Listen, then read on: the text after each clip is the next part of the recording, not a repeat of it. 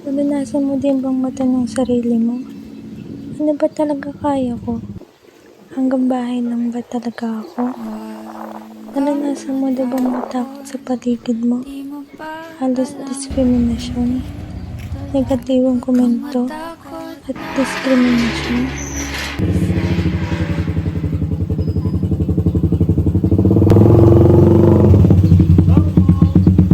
Ma'am, disconnection niyo po.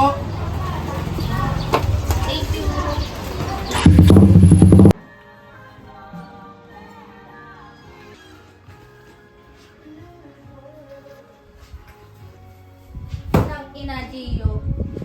Anong ginagawa mo sa buhay mo? Ha? Ayusin mo nga yung buhay mo, ha? Yung bayarin natin sa kuryente, ang laki, oh. Bayaran mo yan. Kailan magkasahod mo? Magantay ka lang. O, kumain ka muna. Hindi ako nakikipagbiroan.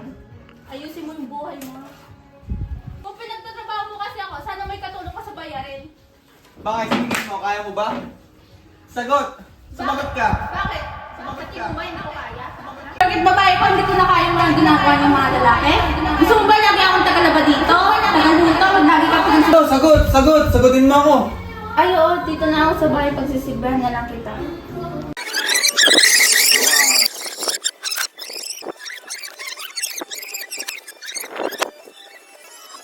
Kaya ba talaga ng mga babae?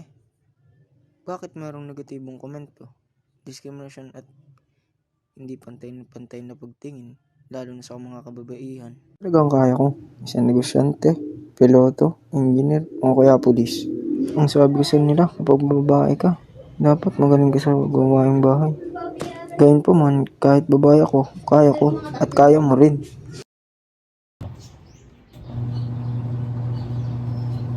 Sir, disconnection niyo po.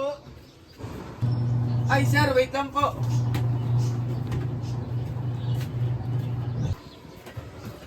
Sir, salamat.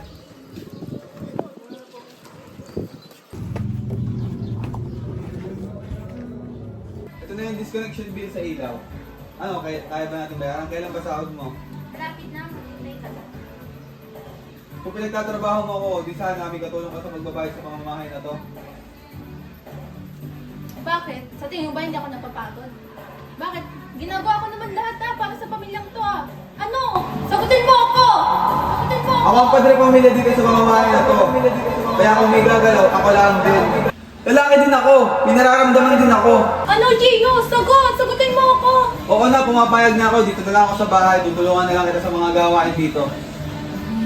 Mapababae man o lalaki, dapat may pantay-pantay na mga oportunidad, kakayahang mamili, lakas at talino sa mga bagay-bagay.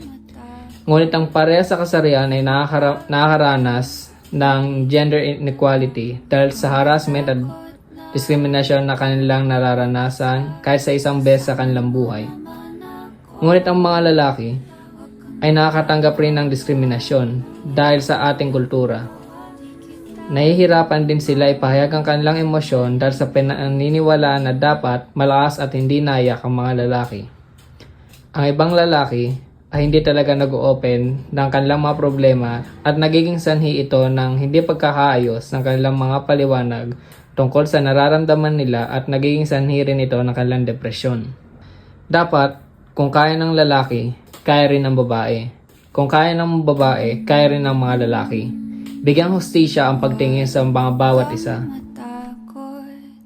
Di mo pa alam, nandito lang. Huwag kang matakot na matulog mag-isa. Kasama mo naman ako.